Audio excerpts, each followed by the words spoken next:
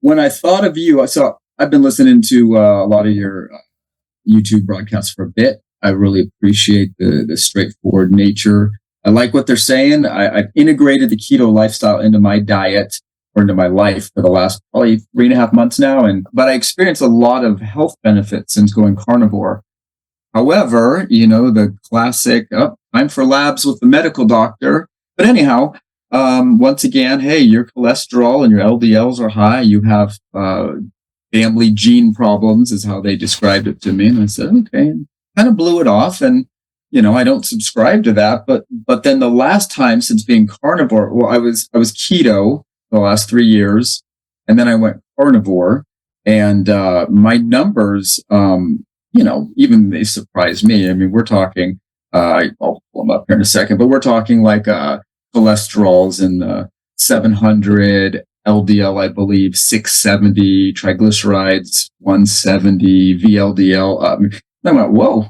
I'm like, now I got to kind of put my money where my mouth is as far as, do I believe in this cholesterol hypothesis or do I not? And am I at some risk of things that I should be educating myself on that are outside of my realm? Right. Excellent. So I guess, we can just dive straight into the cholesterol discussion. And, it can absolutely be a discussion. If you want to jump in and say, hang on a minute and explain this, that, or the other thing, we can certainly take those segues. This is an issue that won't go away precisely because there is so much money at stake. So many careers, so many egos, but at the end of the day, it's underpinned by the pharmaceutical industry and the money that they are generating by selling statin medications. The whole premise that the whole idea is based around is a statement where causality is either inferred or indeed usually directly claimed. In science, to determine that factor X is caused by factor Y or vice versa, you have to do an experiment.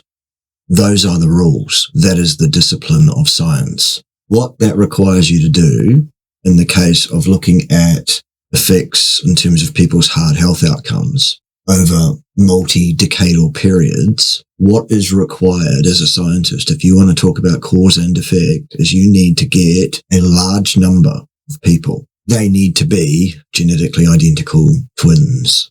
You need to separate them at birth and lock them into a laboratory environment where every aspect of their life is absolutely and utterly controlled to the nth degree, except for their exposure to this agent cholesterol that's supposed to be causing the heart disease.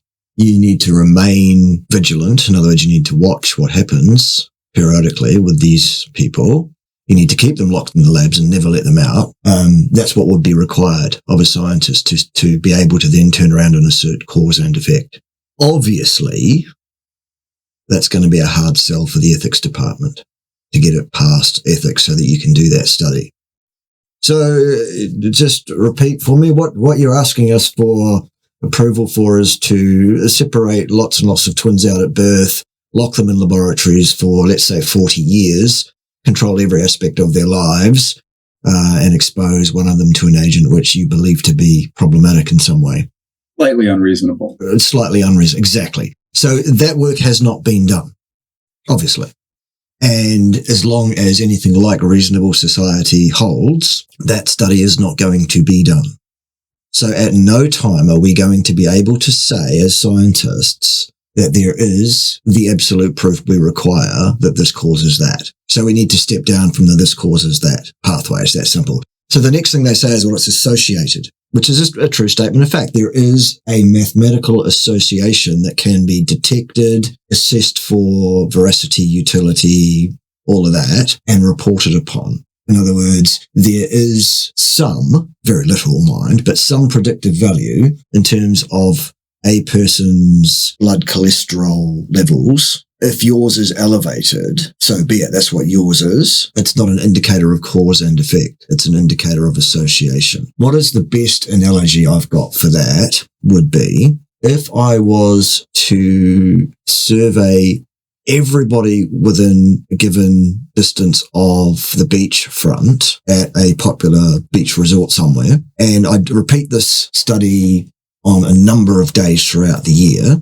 Let's say every day for a year, just to get it covered. And I ask the people that I talk to about whether or not they felt they'd been sunburned that day and whether or not they had visited the local ice cream sales cart or whatever it is there. And what I am going to find is that on days where more ice cream was sold, more people felt they got sunburned that day. Ergo, as a responsible member of the local city council, I am now going to propose that in order to deal with this sunburn scourge at our beach resorts, what we need to do is outlaw the sale of ice cream.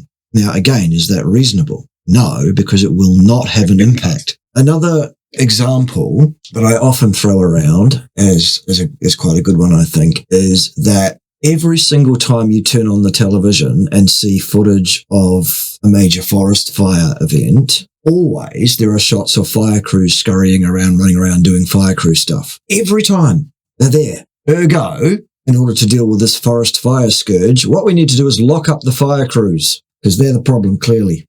That's the analogy of what blaming cholesterol for heart disease is. It's no better than that. It's that unscientific. Basically, we've been sold. It's absolutely preposterous. We have been sold a bill of goods on cholesterol that subserves neither truth, justice, freedom, correct information, or utility. It is solely a hypothesis based on the ability to produce a drug to intervene in the level of cholesterol in a person's blood. And then it's just a matter of backfilling, feathering that nest with the propaganda, the repeating of incorrect information with a smile and confidently enough times, and people will buy it. And they have bought it, hook, line and sinker.